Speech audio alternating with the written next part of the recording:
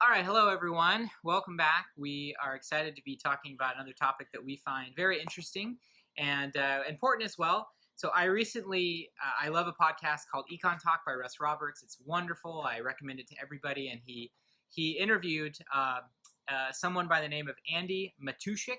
Matuschak? That's I don't not remember how to right. say his I'm name. pretty sure that's all wrong. Andy. He interviewed this guy named Andy, who wrote this essay titled "Why Books Don't Work." And I found the interview to be very provocative. I found the essay itself to be very provocative, some of which I don't really agree with. So we wanted to talk about that essay a little bit and give our response to that essay. So, Mom, did you want to start off and I think this is an excellent example of where we are as a society as far as the philosophical flip-flop that we have done from the burden of our own learning being upon us as individuals to, well, gosh, if we could just do some more, I don't know, downloading. If I could just put a probe into my head and all the learning would come in. Too much Star Trek, not enough farming. so what meaning that you're saying that? Well, one of my responses to it was kind of a question of how much responsibility do the readers have when it comes to reading books? Because the main thrust of his argument is even people who read a lot, and he mentioned a couple of books like Guns, Germs, and Steel, for example, which a book I have read. I believe you've read that book as well. I don't know. Have you read that book? I have not. Oh no. So anyway, and I read it several years ago, and his whole thing is, if someone were to ask me, what do you remember from Guns, Germs, and Steel, I would be able to share very little from that book, maybe a couple of sentences. And so therefore he's saying books don't work. This whole process, transmissionism is what he calls it. This whole paradigm, this learning paradigm and model that is implicit within books is faulty and does not work. So, and I think from that perspective, you have to give him that, at least, that even though we've read many books, if I were to point at any individual book, it would be very hard for you to say, this is what I learned from this book, and be able to share a lot of information from the book. I went back through this article in preparation for this little discussion, and I have to tell you that I really found to me, there is an almost open disdain for the individual and for the responsibilities of the individual. I went through and marked the negatives that he comes up with as far as learning. See, I was taught that learning was this grand and spiritual experience, that books were a magic, that there were worlds you could experience, and it was a very different philosophy. This is in my opinion, a very negative philosophy. Here are just a few of his examples of how he talks about the thinking behind his essay. It is hard to convey knowledge. I guess. I mean, is it? Or have we simply become, I don't know, are we lazy?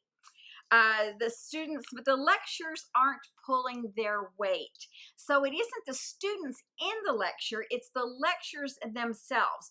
The books themselves are failing us. And I find that very interesting. Unfortunately, the tactics don't come easily. Listen to how he identifies the whole process. It's hard. It doesn't come easily. Here's a word he uses. They're challenging. He talks about it, all this effortful thinking about thinking.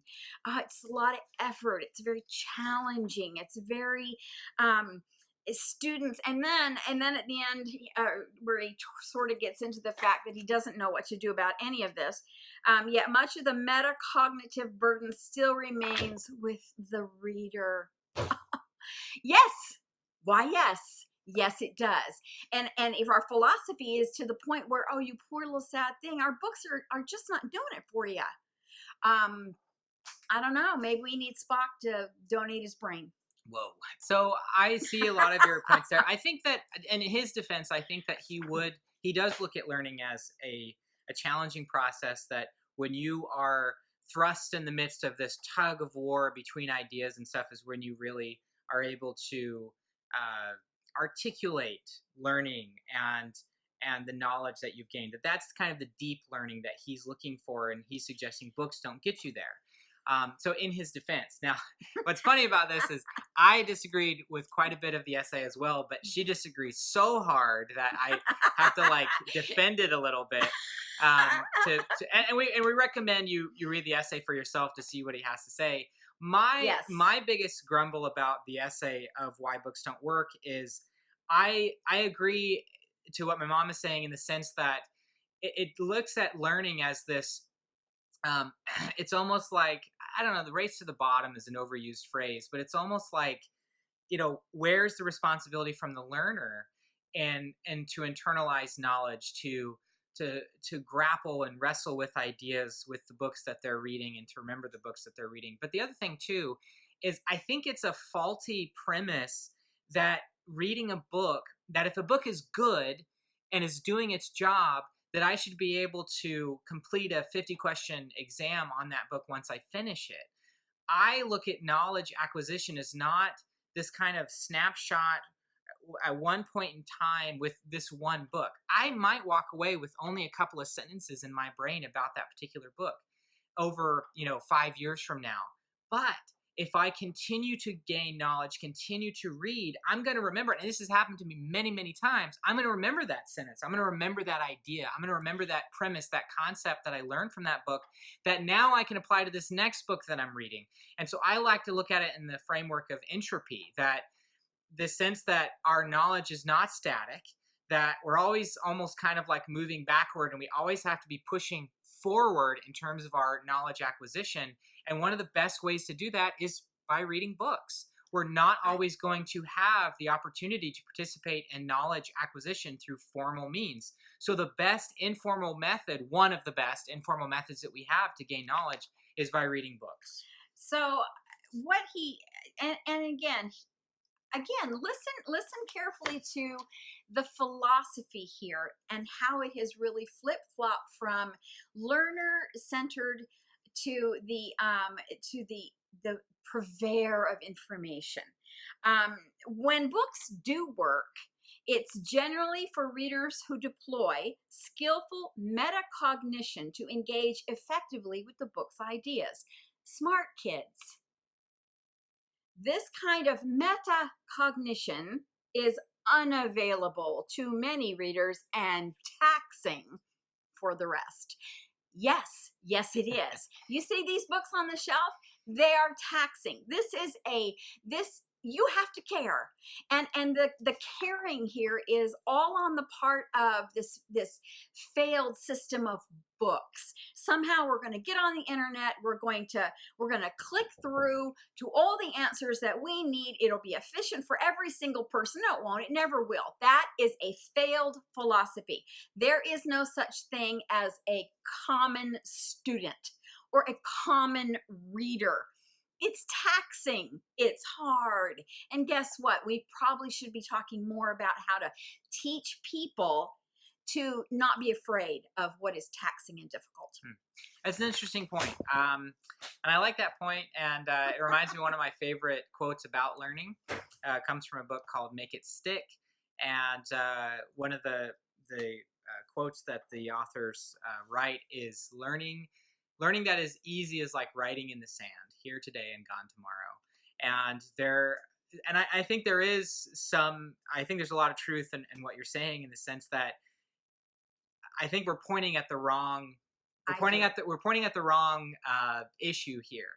Books, I do not believe, have failed. Books have been wildly successful in transmitting knowledge for hundreds of years. And hundreds of years. And millions of people. And millions of people have benefited by reading books.